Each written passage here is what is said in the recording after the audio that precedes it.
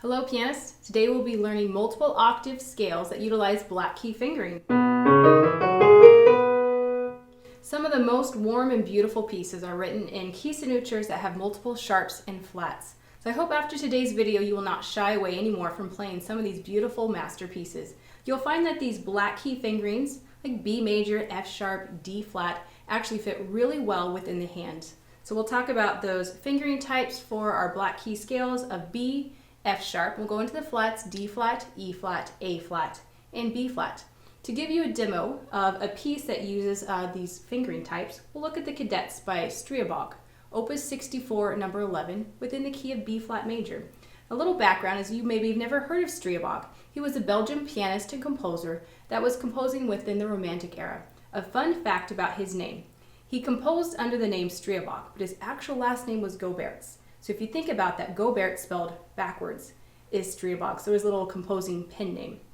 You'll hear this piece called the Cadets, and it sounds really hard, but actually it's not. It utilizes scales and chords for the introduction that you'll hear. In the middle, kind of becomes more romantic and beautiful, uses scalar and chordal patterns as well. So as you listen along, as I play this in B flat, listen for scales and chords, and I'll teach you how to play within these keys.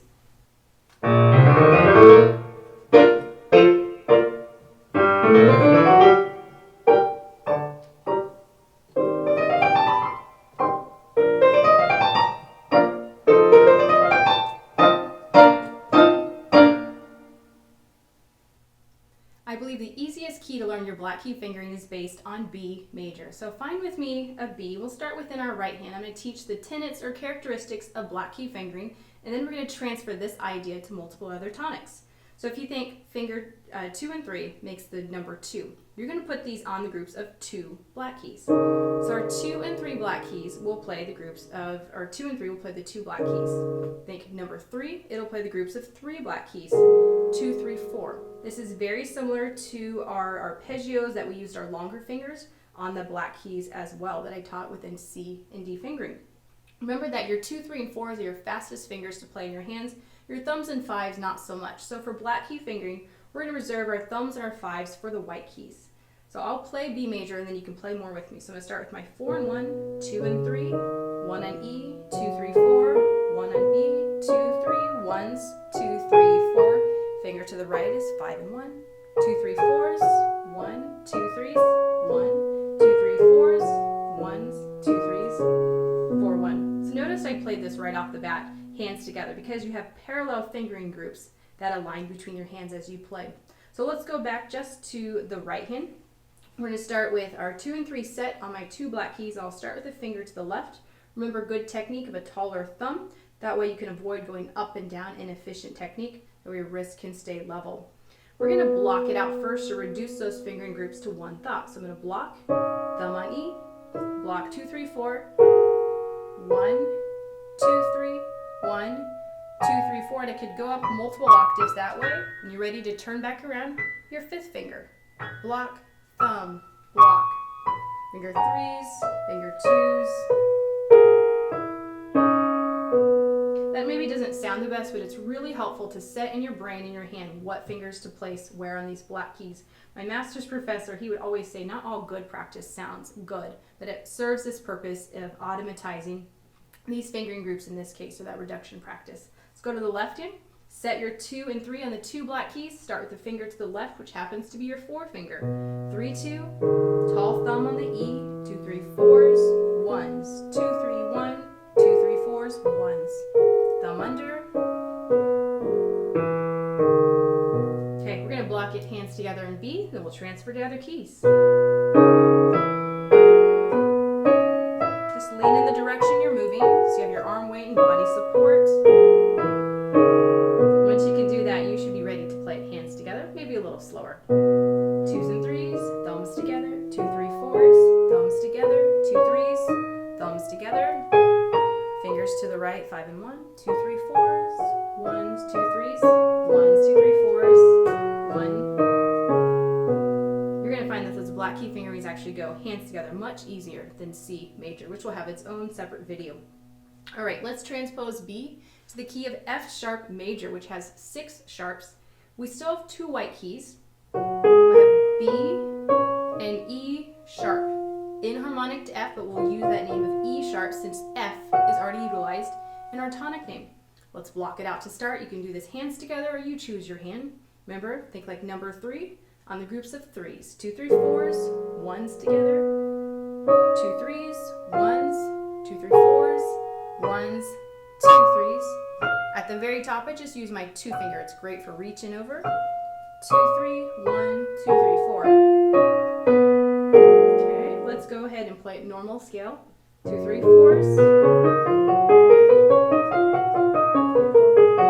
I'm going to repeat that again. I missed a couple notes. By the way, you never get too good to practice your scales and arpeggios. They're just techniques that pianists always practice on as well.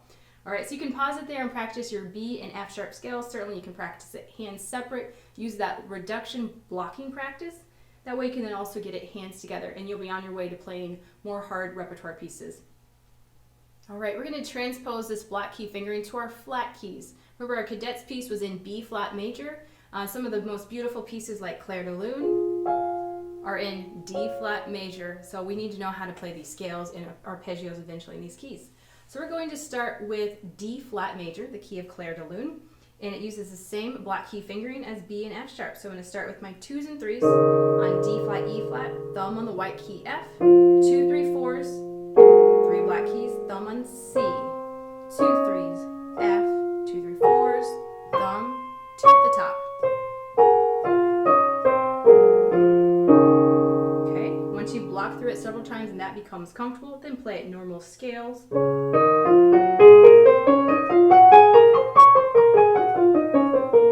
Remember, keep that thumb nice and tall so you have a level wrist as you pull through. Practice that multiple octaves, hands separate till it becomes comfortable. All right, let's move into our last 3 keys we'll talk about today, B flat, E flat, and A flat. I'm just going to go to the right hand. Right hand uses black key fingering for all 3 keys. Left hand is a little exception we'll talk about in just a moment. So we're going to start in B flat, the key of our Cadets, in my right hand.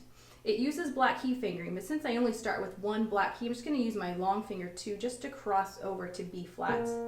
Notice I do have some more white keys because my key signature is only 2 flats, but I'm still going to use my 2 and 3 around the groups of 2 black keys. So I use 2 and 3, 1 and F, 2, 3, 4, black key with the 4, 1, 2 and 3, 1, 2, 3, 4. You can pause like we did on our C scales. 2, 3, 1, 2, 3, 4, 1, 2, 3, 1, 2, 3, 4. 1, 3, 2, 1, 4, 3, 2, 1, 3, 2, 1, 2. That pausing will just help your brain to condense those fingerings of 2, 3, and 2, 3, 4 together. All right, we're going to transpose now to the key of E flat, which has 3 flats. It starts on finger 3, which follows my black key fingering. And I have a thumb on F, 2, 3, 4, 1 on C, 2, 3, 1, 2, 3, 4, 1, 2, 3, 4, 3, 2, 1, 3, 2, 1, 4, 3, 2, 1, 3. So once you've paused in between them, play it fluently. 3, 1, 2, 3, 4, 1, 2, 3. So in multiple repetitions, you can pause it there and practice E flat. Last key for the right hand is A flat major, 4 flats. We're going to start with our black key fingering of 3 and 4. The new flat is D flat, 2 and 3, 1, 2, 3, 4, 1, 2, 3, 1, 2, 3, 3, 2, 1, 4, 3, 2, 1, 3, 2, 1, 4, 3. I broke in between my fingering patterns and I'll play it fluently.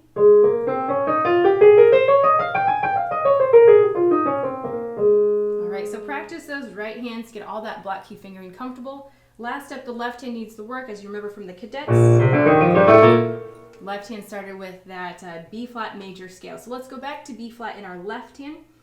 And B flat, E flat, A flat are what I put in an exception group. So they do not follow C fingering. They do not follow black key. They still use our fingering groups of 3, 2, 1, 4, 3, 2, 1. So B flat starts with 3, 2, 1, 4, 3, 2, 1, 3, 4. So they alternate 3 and 4. Go to the 4, go to the 3, go to the 4, go to the 3. Let's transpose that to E flat with 3 flats. Same fingering, 3, 2, 1. 4, 3, 2, 1. 3, 2, 1. 4, 3, 2, 1. 3 or 2 at the top. 1, 2, 3, 4. 1, 2, 3. 1, 2, 3, 4. 1, 2, 3. Make sure you're keeping that thumb nice and tall. Last key is A flat with 4 flats. Same fingering, 3, 2, 1. 4, 3, 2, 1. 3, 4, 3, 2, 1. 3, 2, 1. 4, 3, 2, 1. 3. 1, 2, 3, 4. 1, 2, 3. 3, 4. 1, 2, 3. That's a lot of scale practice. You can just pause after each of those and practice them, or take your time to build it up. Use these scales to memorize your key signatures and practice them hands separate and then into hands together.